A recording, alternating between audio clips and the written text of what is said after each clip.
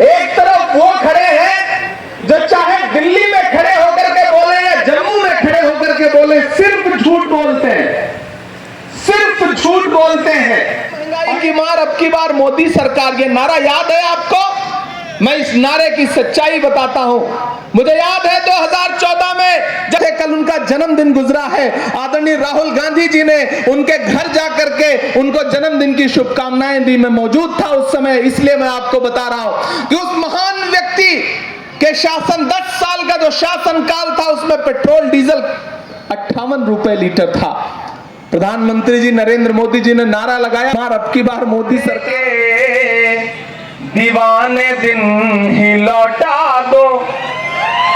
अब मुझे लगा कि मैं रामगढ़ में खड़ा हूं, थोड़े से जिंदा दिल लोग बैठे हैं, वरना आप बिल्कुल सुस्त हो गए थे। मुझे ऐसा लग रहा था कि जैसे आप बड़ा गंभीर हो गए, बड़ा संजीदा हो गए। मैं बड़ी विनम्रता के साथ देश की सरकार से, प्रधानमंत्री जी से, भाजपा से यह कहना चाहता हूं कि मोहब्बत भाईचारे के दीवाने दिन ही लौटा दो, वो सस्ती दाल सब्जी के, ताली तो चौथी पंक्ति पे बजनी है आपकी, तैयार रहिएगा। वो सस्ती दाल सब्जी के सुहाने दिन ही लौटा दो। ये अच्छे दिन तो अंबानी अडानी को मुबारक हो। अच्छे दिन देने का वादा किया था ना, मैं बताता हूं, ये अच्छे दिन तो अंबानी अडानी को मुबारक हो। हमें ऐसा करो साहिब पुराने दिन ही लौटा दो। हमें ऐसा करो साहिब पुराने दिन ही लौटा दो। रामगढ़ वालों, दुनिया के किसी भी देश की सरकार हो, वो देने के लिए जानी जाती है, जनता को कुछ ना कुछ देती है। ये पहली सरकार है जिसने जम्मू कश्मीर से उसका स्टेटहुड का दर्जा छीनने का काम किया है।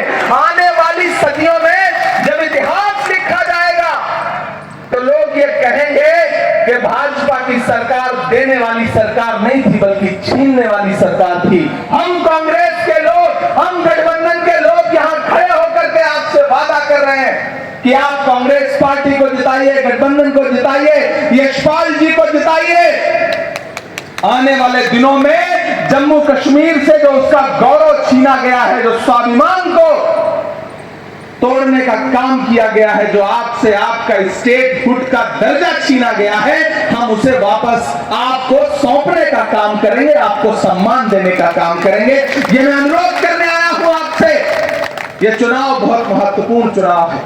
ये मत समझिएगा कि ये चुनाव कोई आम सा चुनाव है, पूरे देश की नजरें हैं। अगर आप चाहते हो कि वो कृषि काले कानून वापस ना आए तो जम्मू कश्मीर से शुरुआत करिए, आप यहां सरकार बनाइए, क्योंकि हरियाणा में कांग्रेस की सरकार एक तरफा बन रही है। मैं वहां देख करके आ रहा हूं, यहां से जाके फिर वहां कल चुनाव प्रचार में रहूंगा। एक तरफा हरियाणा में कांग्रेस की सरकार बनने जा रही है और यहां भी सरकार बनी तो आने वाले दिनों में आप देखिएगा कि दिल्ली में राहुल गांधी जी को प्रधानमंत्री बनने से कोई ताकत रोक नहीं पाएगी।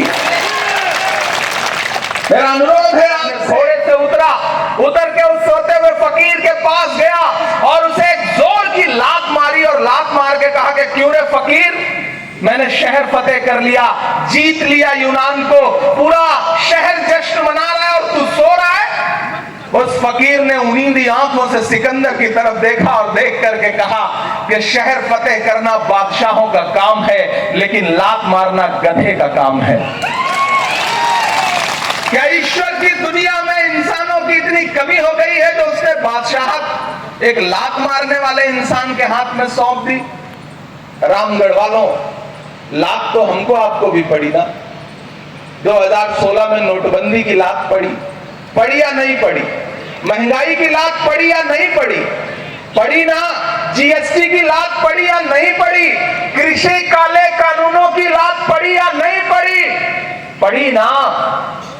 ये माएं बहनें बैठी हैं, आपने अपने रसोई में आटे के डब्बे में जो 100 के 1000 के नोट छुपा के रखे थे ना घर वालों से, पति से, कि कभी किसी मुसीबत में काम आएंगे। एक दिन रात के 8 बजे नरेंद्र मोदी जी टीवी पर आए और उन्होंने कहा कि आज से सब रद्दी है और आपके आटे के डब्बे से आपके आंचल में जो छुपा करके पैसे रखे थे वो सब लिया, बैंक में डलवाया और फिर क्या किया, इस देश के उद्योगपतियों का कर्जा माफ किया, इस देश के गरीबों का कर्जा नहीं माफ किया। मैं महाराष्ट्र से सांसद हूं, किसान आत्महत्या कर रहे हैं, महज कुछ हजार रुपए का कर्ज माफ नहीं होता इसलिए। लेकिन वो भाषण याद है 2013 का 14 का कि भाइयों बहनों मेरे हाथ में देश के खजाने की चाबी सौंप दो, मैं देश नहीं लूटने दूंगा। ये भाषण याद है ना, ये नारा याद है ना। मैं चौकीदार हूं, चौकीदारी करूंगा। अब मैं उस चौकीदार से पूछना चाहता हूं कि कहां सोया है चौकीदार, कहां सोया है चौकीदार। मुझे लगना चाहिए कि मैं जम्मू में खड़ा हूं, मैं रामगढ़ में खड़ा हूं, मैं जिंदा दिल लोगों के बीच में खड़ा हूं, मैं ऊर्जावान लोगों के बीच में खड़ा हूं। आपकी इस रैली में पूरे देश की नजरें हैं। हो सकता है प्रधानमंत्री जी भी कहीं बैठ करके लाइव देख रहे हो सोशल मीडिया पे, ये काम वो बहुत करते हैं, तो आपकी तालियों का शोर उन तक भी जाना चाहिए कि कहां सोया है चौकीदार, कहां सोया है चौकीदार। अगली लाइन पे तैयार रहना। कहां सोया है चौकीदार, कहां सोया है चौकीदार। विजय माल्या नाक के नीचे से हो गया फरार, कहां सोया है चौकीदार, कहां सोया है चौकीदार। गैस सिलेंडर की कीमत भी 1000 के पार, कहां सोया है चौकीदार, कहां सोया है चौकीदार। के चाय बेचने वाला पूरा भारत बेच रहा है। सही बोल रहा हूं या नहीं बोल रहा हूं? सही बोल रहा हूं या नहीं बोल रहा हूं? अगर सही बोल रहा हूं तो मेरा समर्थन कर रहा अगली पंक्ति में हाथ उठा करके कि चाय बेचने वाला पूरा भारत बेच रहा है। इसी काम में हासिल उसे महारत बेच रहा है कि रेल बिक गई, तेल बिक गया, बिका हवाई अड्डा। सच बोल रहा हूं ना मैं? उस पर स्टेज से लेकर के सामने तक कोई भी हाथ खामोश नहीं रहना चाहिए। पहुंचाइए अपनी तालियों का शोर दिल्ली तक। मैं पंक्तियां पढ़ता हूं कि रेल बिक गई, तेल बिक गया, बिका हवाई अड्डा, सब कुछ बिकता देख के खुश हैं अपने जेपी नड्डा। के जनता महंगाई की मारी करती हाहाकार, कहां सोया है चौकीदार, कहां सोया है चौकीदार। पेट्रोल और डीजल की कीमत रही सैकड़ा मार, कहां सोया है चौकीदार, कहां सोया है चौकीदार। कभी सोचा है सरकार जो सरकार बनाते हैं आप लोग हैं जो साहस देते हैं सरकारों को कि क्या करना है क्या नहीं करना है। मेरी आंखों में हाथरस की वो दलित बिटिया है कि जिसके साथ भाजपा के जुड़े लोगों ने बलात्कार किया और उसके बाद रात के 2 बजे उसकी लाश जला दी गई बिना परिवार की मर्जी के। 44 डिग्री तापमान था। राहुल गांधी जी ने और प्रियंका गांधी जी ने कहा कि हम उस दलित परिवार से मिलने के लिए उत्तर प्रदेश के हाथरस जाएंगे। मुझे याद है वो दिन में साथ चल रहा था, भरत भाई मैं साथ चल रहा था, 44 डिग्री टेम्परेचर था यमुना एक्सप्रेसवे पर। जब राहुल गांधी जी की गाड़ियां हम सारे लोग साथ निकले तो नोएडा में हमारी गाड़ियां रोक ली गई और यह कहा गया कि राहुल गांधी आप दलित बिटिया से मिलने नहीं जा सकते, उसके परिवार से मिलने। मैं सैल्यूट करता हूं अपने नेता राहुल गांधी को। राहुल गांधी ने कहा आप हमारी गाड़ियां रोक सकते हो, हमारे पैर नहीं रोक सकते हो। उन्होंने गाड़ियां छोड़ दी और 44 डिग्री टेम्परेचर में जलती हुई दोपहरी में राहुल गांधी पैदल चल पड़े हाथरस की तरफ। हम सारे लोग साथ चल रहे थे। मेरे भाई, एक व्यक्ति है जो इस देश में मुद्दों पर लड़ रहा है। मैं राहुल गांधी के साथ क्यों खड़ा हूं? मैं किसी राजनीतिक परिवार से नहीं आता। मेरे पिता राजनीति में नहीं थे, मेरे दादा राजनीति में नहीं थे। मैं साहित्य से जुड़ा हुआ व्यक्ति हूं, लेकिन मैं राजनीति में इसलिए आया क्योंकि जब मैं पहली बार राहुल गांधी से मिला तो राहुल गांधी जी ने मुझसे एक बात कही थी कि इमरान, राजनीति में मेरा कितना भी नुकसान हो जाए, मैं कभी धर्म के नाम पे, जाति के नाम पे वोट नहीं मांग सकता। मैं यहां खड़ा होकर के आपसे कहना चाहता हूं कि जब आपसे आपका स्टेटहुड छीन लिया गया, जब चारों तरफ पहरे से पाबंदियां थी, पूरा देश आपकी तरफ झांकने से इनकार कर रहा था, ऐसे में दिल्ली में एक व्यक्ति उठा और उसने कहा कि हम कन्याकुमारी से कश्मीर जाएंगे, लोगों के जख्मों पर मरहम लगाने के लिए, उनको सीने से लगाने के लिए भारत जोड़ो यात्रा करेंगे। और फिर देश ने देखा कि वो व्यक्ति अपने नन्हे नन्हे कदमों से 4000 किलोमीटर पैदल चलता हुआ आपके आंगन तक पहुंचा या नहीं पहुंचा? मैं चला हूं उनके साथ कि वो आंधी बनाऊंगा, नए अंग्रेज आए हैं, नया गांधी बनाऊंगा।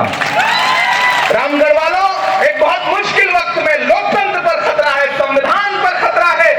वो व्यक्ति संविधान की किताब लेकर के, डॉक्टर बाबा साहब अंबेडकर की लिखी हुई किताब लेकर के 4000 किलोमीटर चलता रहा अपने पैर के छालों की परवाह किए बगैर। किस लिए? हमारे लिए, आपके लिए, आपके सपनों के लिए, आपके परिवार के लिए, आपके बच्चों की नौकरी के लिए। वादा किया था इन्होंने कि नौकरियां देंगे, 2 करोड़ नौकरियों का वादा किया था प्रधानमंत्री जी ने दिल्ली में, और जम्मू कश्मीर में भी आके नौकरियों का वादा किया था। लेकिन वादा किया गया था उजालों का क्या हुआ? जन्नत के उन हसीन हवालों का क्या हुआ? शाहों की सैर के लिए रास्ते तो बन गए, लेकिन हमारे पैर के छालों का क्या हुआ? कोई सुध लेने वाला है? नहीं है। लेकिन कांग्रेस पार्टी क्या कह रही है? अपनी नौकरी, अपना हक। जैसे ही यहां पर सरकार बनेगी, हम जम्मू कश्मीर के युवाओं को 1 लाख नौकरी देने का काम करेंगे, ये कांग्रेस पार्टी कह रही है। उधर एक तरफ प्रधानमंत्री जी के 2 करोड़ नौकरियों के झूठे वादे हैं। अगर 2 करोड़ के हिसाब से जी क्या कहते हैं, ये गब्बर सिंह टैक्स है। तो इस सरकार ने आपको किसी भी मोर्चे पर नहीं छोड़ा है। मैं आपसे अनुरोध कर रहा हूं कि राहुल गांधी जी ने अपना प्रतिनिधि बना करके यशपाल कुंडल जी को आपके बीच में भेजा है, और आप देख रहे हैं कि कितना संजीदा है यशपाल जी के लिए पूरी कांग्रेस पार्टी कि आज हम सारे लोग हजारों किलोमीटर का सफर तय करके आपके बीच में अपना दामन फैला के ये कहने आए हैं कि ये चुनाव बहुत महत्वपूर्ण है। यशपाल जी को अपना एक वोट दीजिए, घरों से बाहर निकलिए, संविधान बचाने की लड़ाई लड़िए, इस देश में लोकतंत्र बचाने की लड़ाई लड़िए, जम्मू कश्मीर को उसका स्टेटहुड वापस दिलाने की लड़ाई लड़िए, रोजगार की लड़ाई लड़िए, महंगाई कम करने की लड़ाई लड़िए। और ये सब आप तब करेंगे जब आप जम्मू कश्मीर में कांग्रेस गठबंधन की सरकार बनाएंगे। अंत में एक बात कहकर के आपसे विदा लूंगा। मेरे भाई, प्रधानमंत्री जी आएंगे, गृहमंत्री जी आएंगे, बड़े बड़े नेता आएंगे, बड़ी बड़ी बातें करेंगे, लेकिन राहुल गांधी जी आए यहां पर जम्मू कश्मीर में, और एक सभा में उन्होंने कह दिया कि आने वाले दिनों में जम्मू कश्मीर में स्मार्ट मीटर नहीं चलेगा तो नहीं चलेगा। उन्होंने कह दिया। उसके बाद से चेहरे पे पसीना है, माथे पे पसीना है। ऐसे ही 400 पार का नारा दिया था, लेकिन राहुल गांधी जी ने कह दिया कि नहीं, हम संविधान को समाप्त नहीं करने देंगे। और परिणाम आपने देखा कि राहुल गांधी जी का दम था। किसानों के सपने को कोई सरकार कुचल नहीं सकती है, कांग्रेस उसकी रक्षा करेगी। लेकिन आपको भी एक काम करना पड़ेगा। मैंने कहा ना, मैं आप जैसे परिवार से आता हूं, इसलिए मैं आपकी मना स्थिति समझता हूं। एक बात जान लीजिए, आप सुबह जब चाय की दुकान पे बैठते हैं तो सरकार बना भी देते हैं और बिगाड़ भी देते हैं। शाम को जब छोले कुलचे खा रहे होते हैं ना, तो दिल्ली में प्रधानमंत्री बदल देते हैं और यहां पर एलजी चेंज कर देते हैं या मुख्यमंत्री बदल देते हैं। लोकतंत्र के सम्मान में घरों से निकलना चाहिए, बूथ पर जाना चाहिए, और यशपाल कुंडल जी को हाथ के पंजे के सामने वाला बटन दबा करके इन्हें जिताना चाहिए। इनको दिया गया आपका एक वोट सिर्फ यशपाल कुंडल को नहीं मिलेगा, मोहब्बत के उस मसीहा को मिलेगा जिसका नाम राहुल गांधी है। आपका दिया गया एक वोट सिर्फ इनको नहीं मिलेगा, बल्कि हमारे राष्ट्रीय अध्यक्ष मल्लिकार्जुन खड़गे साहब को मिलेगा। आपका यशपाल कुंडल को दिया गया एक वोट डॉक्टर बाबा साहब अंबेडकर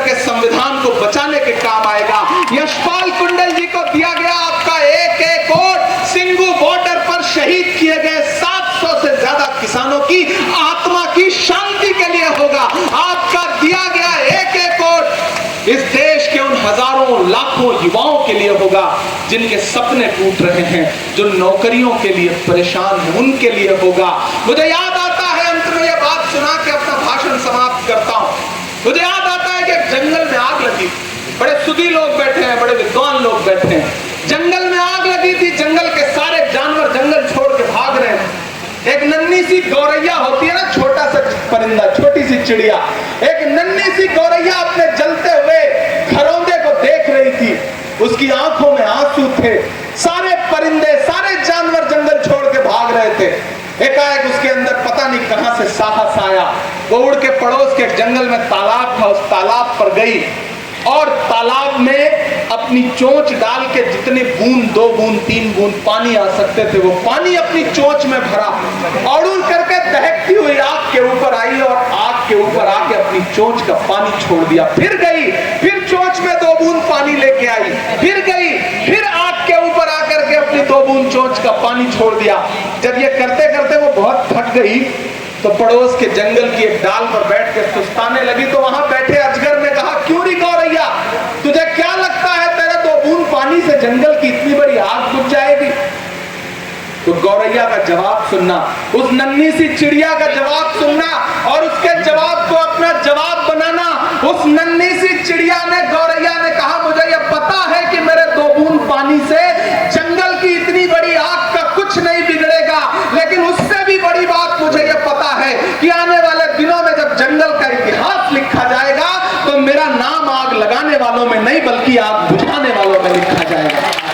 करके जा रहा हूं, इन्हें विधायक बना करके असेंबली पहुंचाइए, ये स्टेट की असेंबली में खड़े होकर के आपके मुद्दे पर लड़ेंगे और मैं आपसे वादा करता हूं कि आपके जो मुद्दे हैं मैं यशपाल जी से बात करूंगा और आने वाले दिनों में जरूरत पड़ी तो देश की पार्लियामेंट में खड़े होकर के आपके मुद्दे, आपके इलाके का नाम लेकर के उठाऊंगा। ये मैं आपसे वादा कर रहा हूं, आपको भरोसा दिला रहा हूं। तो उठाइए अपना एक एक हाथ, जहां तक लोग बैठे हैं पीछे तक, कोई भी हाथ खामोश नहीं रहना चाहिए। आने वाले दिनों में घरों से बाहर निकलिए, यशपाल जी के लिए अपना एक एक वोट दे करके आइए, इनको दीजिए वोट, राहुल गांधी को जिताइए, उनको मजबूती दीजिए, कांग्रेस पार्टी को मजबूती दीजिए।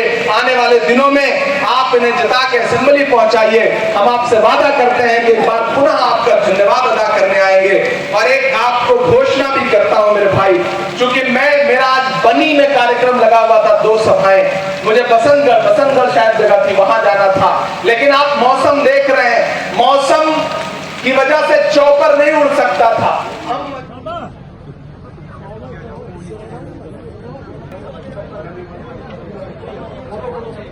सभी सरपंच साथियों का बहुत बहुत